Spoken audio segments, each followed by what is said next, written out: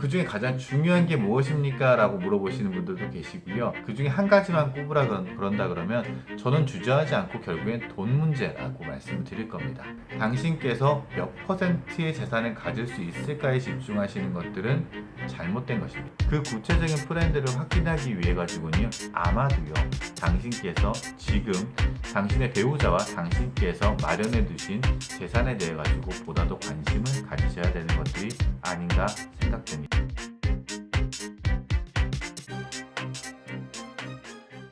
안녕하세요. 당신의 개인 변호사 박혜원입니다. 이번 영상의 주제는 이겁니다.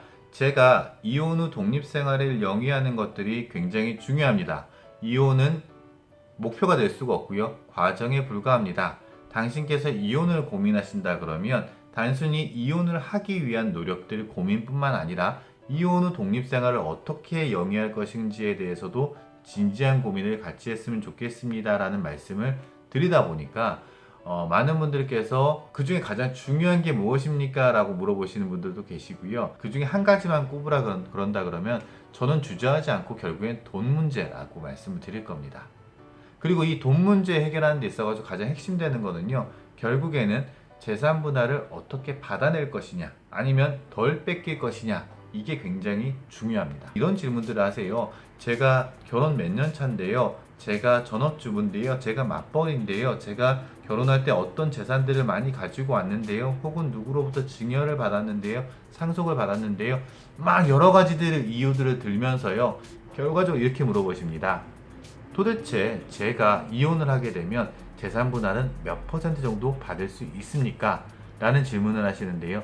제가 그 답에 대해서 정확하게 말씀드릴게요. 질문이 잘못됐습니다. 실질적으로 이혼 사건들을 많이 다루고, 나름대로 이혼 전문 변호사다 보니까 이혼 사건들을 막 다뤄가지고 진행을 하다 보면요, 이런 경우들이 등장을 합니다. 일반 민사 사건들만 많이 하시던 채권자 채무자의 개념하고 이혼 사건에 있어가지고 채권자 채무자 또는 원고 피고의 개념들이 조금 다른 부분들이 있습니다.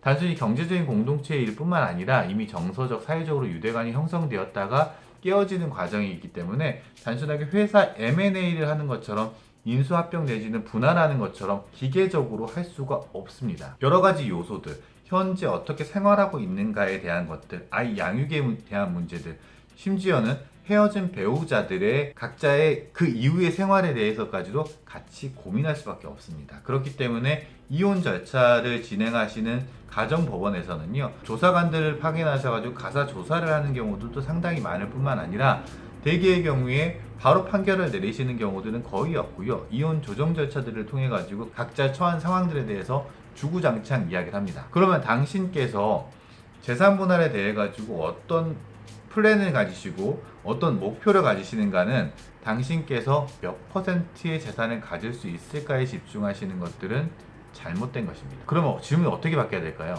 이혼 후 독립생활을 하기 위해 가지고 저는 얼마 정도의 돈이 있어야 된다라고 생각합니다. 그 돈 받아줄 수 있습니까? 라고 질문하시는 것들이 보다 현실적이고 맞는 이야기라고 생각이 듭니다. 왜냐하면 이혼 전문 변호사로서 계속해서 재산 분할에 대한 다툼을 하다 보면요, 실질적으로는 재판이 굉장히 길어지는 경우들도 있는데, 그것은 저희들은 몇 퍼센트를 받겠다는 목표로 가는 것들이 아니라 부부 공동재산이라고 할 수 있는 이 재산들이 얼마만큼 많이 차지하고 있는가.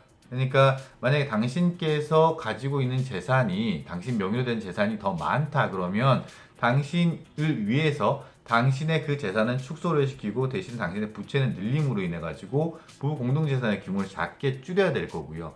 그렇지 않고 당신 명의로 되어 있거나 당신이 현재 가지고 계신 명의로 된 재산들이 없다 그러면 상대방 재산들을 갖다가 크게 만들고, 그리고 부채 규모를 적게 해가지고 부부 공동재산의 파이 자체를 키우는 것들이 첫 번째 목표가 돼야 될 것입니다. 파이를 일단 띄워서 만드는 절차들은 저희 변호사들이 충실히 할 수가 있습니다. 그런데 당신의 이혼 후 독립생활을 위해 가지고 당신께서 목표를 삼으셔야 되는 거는요, 당신의 기본적인 목표가 나는 35%를 받아야지, 나는 70%를 받아야지가 아닐 겁니다. 지금 퍼센테이지를 말씀하시고 계시는 분들, 대개의 경우에는 어떤 이혼 전문 변호사님들이 여러 차례 올리시는 광고 내지는 블로그, 이런 글들에서 몇 퍼센트 받았다, 몇 퍼센트 받았다 막 이렇게 하는데, 실제로 들어가서 보면요, 제가 조금 전에 말씀드렸던 바와 같이 가정법원에서는 판결로 내릴 때 그 단순하게 얘가 얼마 정도 일을 했고 기여를 했으므로 몇 퍼센트를 줘야겠다라는 요소도 당연히 고려하겠지만 실제 재판에서는 이 사람이 이혼 후에 어떻게 독립생활을 영위하는 데 있어가지고 최소 금액이 얼마 정도가 될까를 기준으로 생각을 하면서 진행을 합니다.